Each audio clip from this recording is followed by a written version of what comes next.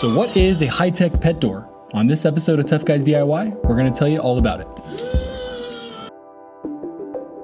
So what is a high-tech pet door? Well, in short, it's a powered pet door that allows you to sync it up with little collars so that when your dog needs to go outside, they just get the sensor near the door and they're able to go in and out. Now this door in particular is their Wi-Fi powered pet door, meaning it can connect to my Wi-Fi and to an app on your phone.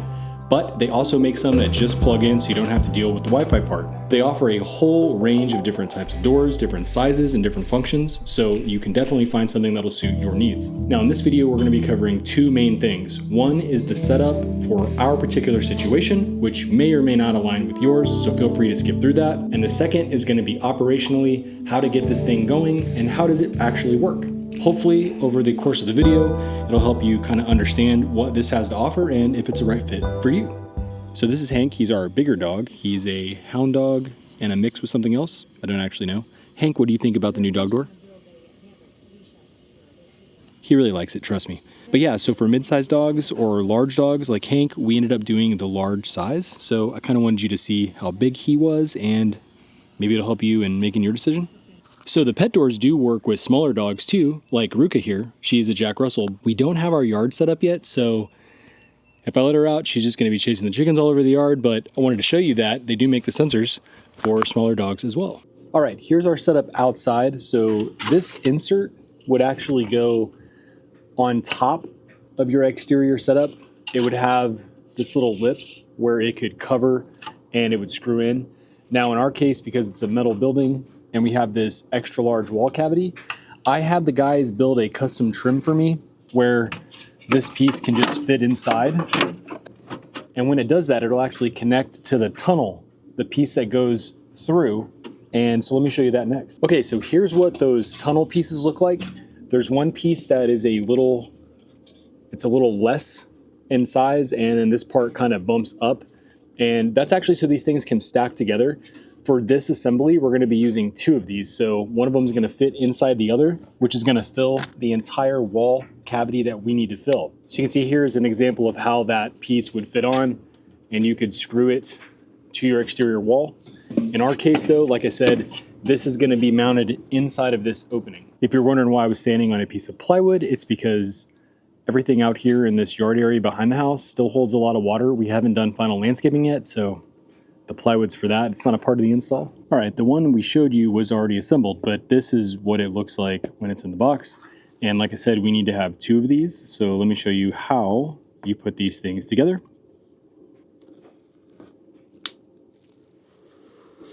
Here's the little Allen wrench and the little tiny connectors. Of course, they give you some assembly instructions. Here is the bag of corner connectors. You get 2 per corner, and it connects all the sides together. And then of course you have 4 pieces. Now, quick note, these are actually extremely sharp. So I'm just gonna show the assembly of one corner because you're basically repeating the steps. So as you can see, it's kind of shaped like a Z. So basically this is what you're going for. And then those little adapters, let me show you how they fit in there to hold everything together. So here's one of those pieces. Notice it has the screw holes. And then guess what? You slide these into the other piece, and now you have a supported miter joint. And then those little screws go in here, and those are locking screws so that it holds this to the frame pieces. Now, once you get it started, it goes pretty easy. I didn't over wrench mine. I just get it a little bit tight.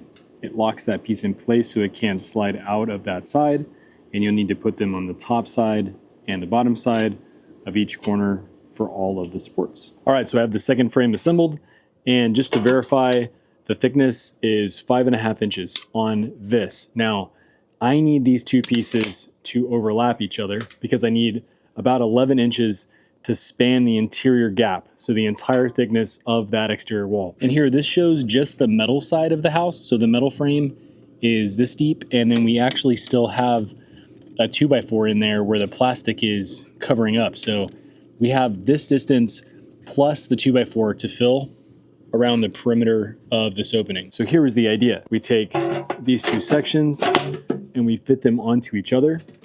that's what we're going to do for the full install. All right, now that we're wrapped up with the outside, we can head to the inside. You can see here we have a rough opening, and ignore this little patch on the wall. It was where we thought we could direct wire, but we weren't able to direct wire. So anyways, we're going to be plugging it into this plug here where the washer plugs in, and run the cord down and plug it in.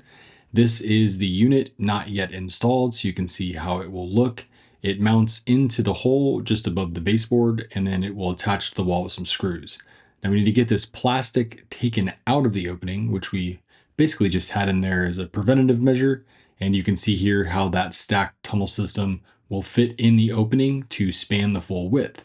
And here it is assembled and attached to the back side of the actual unit. But I don't have anything secured right now. I don't have any caulking or sealant in there, which we're going to be adding some silicone later before we install it into the opening so it's nice and waterproofed. So this is some GE 100% silicone caulking, and you can use it for exterior or interior use. This is really good stuff, and I just use it around the perimeter edge of the entire tunnel as I seat each piece together so that it gets a nice waterproof seal. There might be other ways you could do this and still get a waterproof seal, but for us, this worked out pretty well. Basically, the goal there is just to make sure I don't have water coming in when the dogs are going in and out in the rain. Now on the outside, I needed to shim up the bottom because that front trim piece, the lip actually sits on the lip that the metal guys left for me, creating about a 3/4 inch gap at the bottom.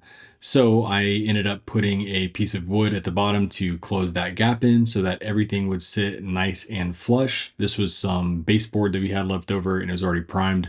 So I just used that in the opening. Now on the inside, we use these drywall anchor screws because on one side I got lucky and I had studs on the left, but on the right side I did not have a stud there. So these actually worked really well because I didn't have to mess with any sort of anchors that went in the wall. So we just screwed those into the pre-made holes already in the frame, and that was pretty easy.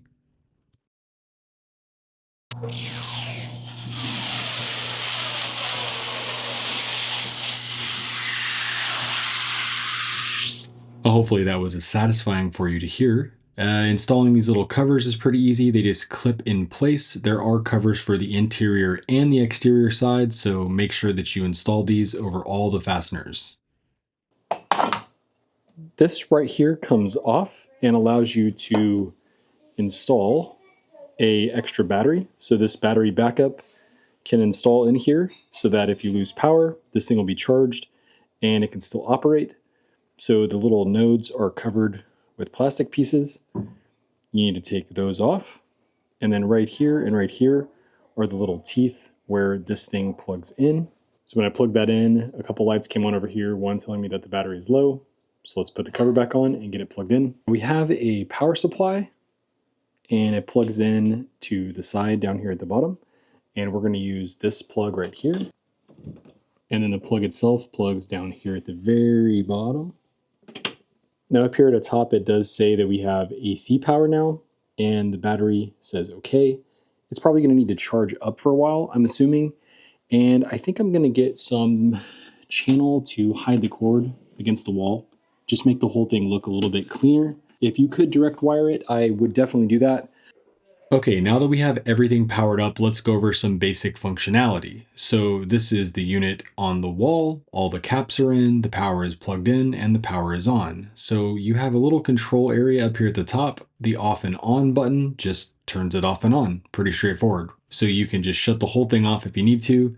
There's a manual open button, which you can tap that and it will open the door. It stays open, I think, for about 5 seconds, give or take. And then it shuts on its own after you press the open button. So that's how that function works. And then down here, you can turn off or on the inside and outside sensors. By default, both of them are going to be turned on so that they operate whether the dog is inside or outside. And then these little knobs here, you can adjust the range on how it will pick up those sensors that are on the collar. So if you have a dog that's maybe running really fast all the time, you might want to raise the inside sensor to be higher or vice versa so that the dog can go in and out. But yeah, that's the basic overview of how these buttons work and how this thing functions. Now let's dive into the collars and the sensors. So they do have multiple sizes in these new collars. They come in a bunch of different colors and they have nice, clicky, secure plastic latches on them. And you can adjust the sizes quite a bit on these. We ended up getting 2 different ones because we have the smaller dog, although that one is still a little bit too big for her. The MS5 sensor is their main sensor that would hook onto the other collars. Now, in order to do that, you just pull out the little battery tab and it will activate, or you can use a screwdriver to replace batteries later on. You definitely want to get these batteries from HighTechPet. Make sure you do that. Here's how that mounting adapter looks, by the way, when it's on the collar. That's how you have to put it in there. And then, yeah, here's Hank giving this thing a test run.